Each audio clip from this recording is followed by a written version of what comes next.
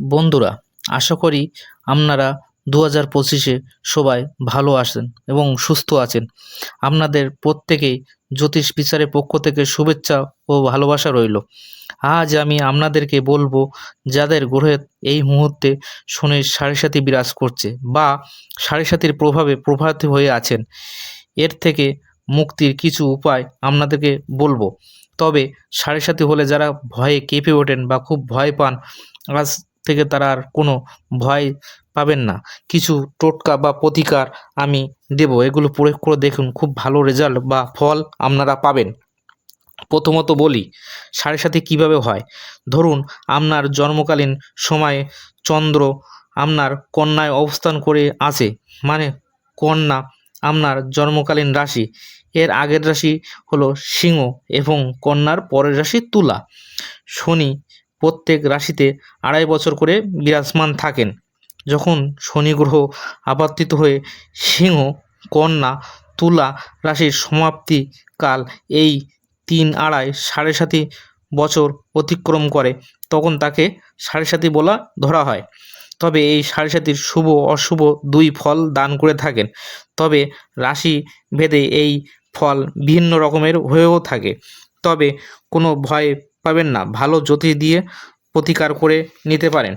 আর আমি আপনাদের আজ কিছু এই বিষয়ে টোটকা এবং প্রতিকার দেব, যেটা খুবই ভালো রেজাল্ট আসবে। গৃহে পারদ শিবলিঙ্গ ও শনি যন্ত্রের স্থাপন ও প্রতিষ্ঠাতা করে দেখতে পারেন, খুবই ভালো ফল পাবেন। সর্বদা দেবাদিদেব মহাদেবের অতি প্রিয় একমুখী রুদ্রাক্ষ, ওই একমুখী রুদ্রাক্ষ যদি না হয়, আপনি অবশ্যই মালা ধারণ করতে পারেন, এতেও আপনি ভালো রেজাল্ট পাবেন। জপ, আপনি শনি গ্রহের যে জপ আছে, ওং প্রাং প্রিং পোং স শনিশ্চরায় নমঃ, এই জপ প্রতিদিন সকালে এবং সন্ধ্যায় একবার 108 বার করে দেখুন, আপনি খুব ভালো রেজাল্ট পাবেন।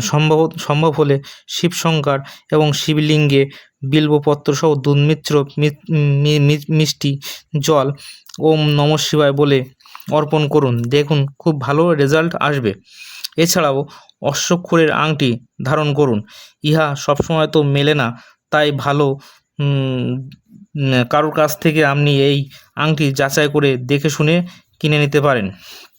শনির অশুভ প্রভাবে যারা খুব খারাপ অবস্থায় আছেন, তারা বাড়ি থেকে কালো জাতীয় বস্তু বা কালো কিছু বিউলি, তৈল, তাম্র, লৌহ, সরিষা, ছোলা ইত্যাদি দান করুন এবং কালো কাপড় দান করতে পারেন। এছাড়াও শনির প্রকোপে থেকে অবদমনার্থে, শনির প্রকোপ শান্ত করতে শনির জন্য রুটিতে তেল মাখিয়ে কালো রঙের কুকুরকে বা বেসন ও ছোলা দিয়ে রান্না করে খাদ্য দরিদ্র দুঃখীকে পরিবেশন করুন, দেখুন আপনি অবশ্যই শনির প্রকোপ থেকে মুক্তি পাবেন। এছাড়াও আপনি ভালো জ্যোতিষী দেখে প্রতিকার করে নিতে পারেন, হোমযজ্ঞও করে নিতে পারেন, দেখবেন শনি গ্রহের প্রকোপ থেকে অবশ্যই মুক্তি পাচ্ছেন। ভালো লাগলে একটি লাইক ও কমেন্টস করবেন, গ্রহের সম্পর্কে ভালো কিছু দেওয়ার চেষ্টা করব। আশা করি আপনারা সবাই এইটা লাইক ও সাবস্ক্রাইব করবেন। ভালো থাকুন ও সুস্থ থাকুন, এই আশা করি।